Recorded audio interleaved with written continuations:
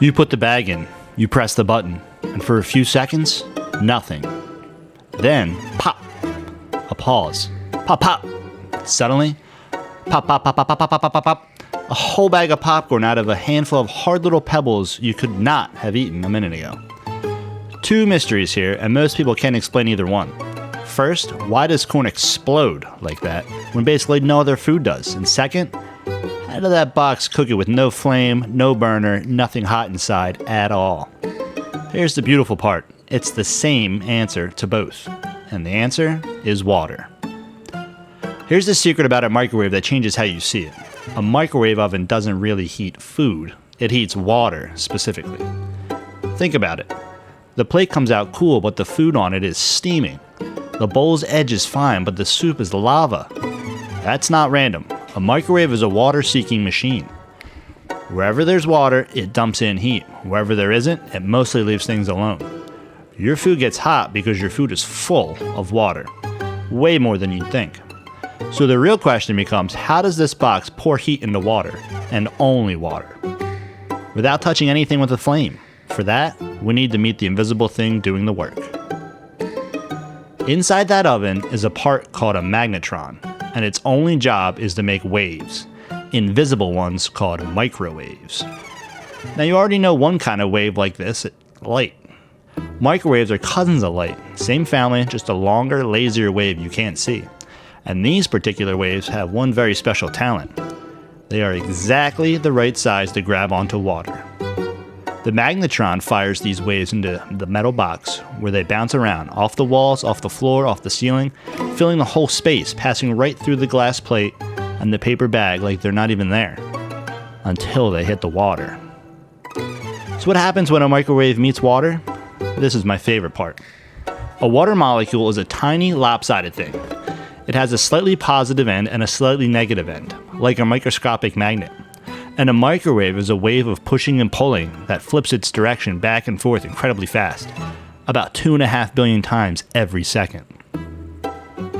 Every time it flips, all those little water molecules flip too, scrambling to line up with it. Positive end this way, now that way, now back. Billions of times a second, the water molecules are frantically dancing, twisting, slamming into their neighbors.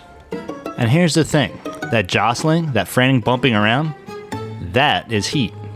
Heat is just stuff moving.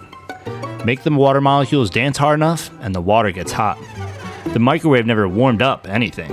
It just turned on the music and made the water dance until it boiled.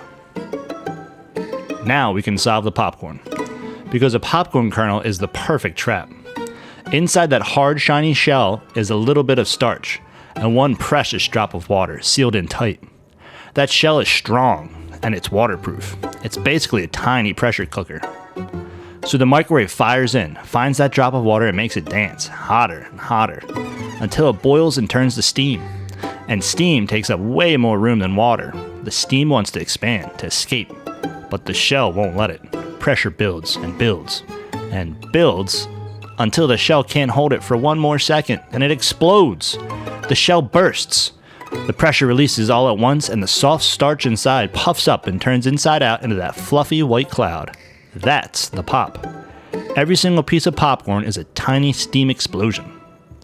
And now you know why it's corn and not, say, a grape. Popcorn shell is uniquely strong and sealed, strong enough to hold the steam until it's powerful enough to blow. Other foods just leak or split quietly. Popcorn holds the line until it detonates. One more thing this explains. Those few sad kernels at the bottom that never pop? Remember how the waves bounce around the box? They don't fill it perfectly evenly. They pile up in some spots and cancel out in others, leaving little patches that stay cooler. That's why your microwave has a spinning turntable. It carries the food in circles through the hot and cold patches so everything cooks more evenly. The kernels that don't pop, they were sitting in a cold spot, or they cracked early and lost their water, so they had nothing left to dance. No water, no dance. No dance, no pop. So the next time you stand there listening to that bag go pop, pop, pop, you know the whole secret.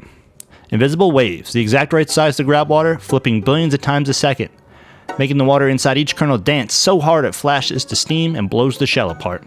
Same trick warming your leftovers, same trick popping your snack. The whole time, the microwave was never cooking your food. It was just throwing a dance party for water.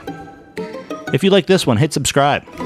Next time on Backyard Library, we're answering a question one of our kids asked. How does a giant tree grow from a tiny seed? The answer is wild. Most of that tree is built out of thin air.